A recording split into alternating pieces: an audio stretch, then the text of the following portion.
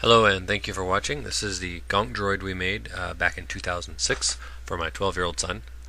We started with two Sterilite tubs, or storage tubs I got at Walmart. I screwed them together and cut out a hole in the bottom and in the front for the faceplate and the legs.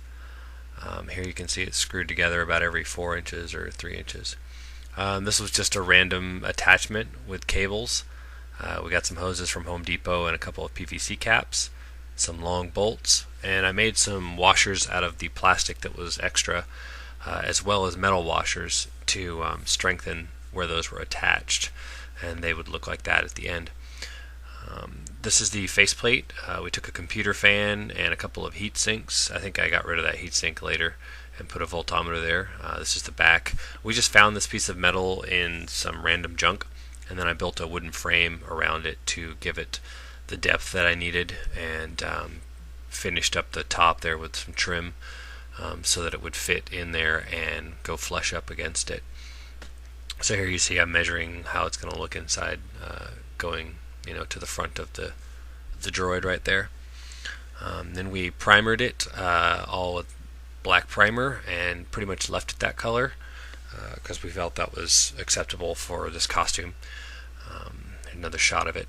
You can see the PVC rack that's in the back there inside. We built a PVC frame, like a cage basically inside of it, that he could hold on to and use to move it around a little bit.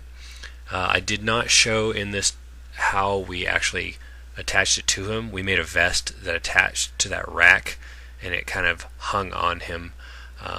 It's kind of an interesting concept. It probably could have been done better. Here I've done some weather foam, put it around the edge there on the front. This is after that faceplate was painted black. As you can see, I put a voltometer there and an LED. He could switch on that fan at any time. The fan would kick on and change the volts in the voltometer. We took some long johns and attached some dryer stuff to it with silver tape.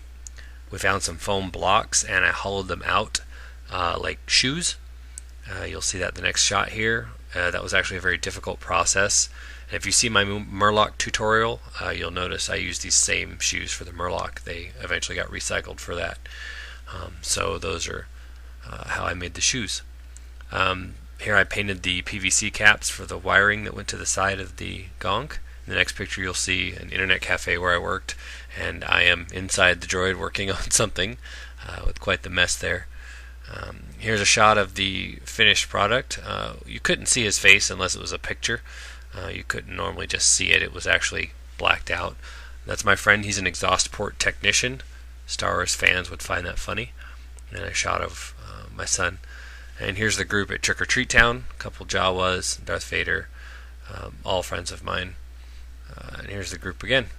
So pretty simple Gonk Droid. Wasn't real difficult, but it was definitely fun to watch him walk around, and a lot of people got a kick out of it.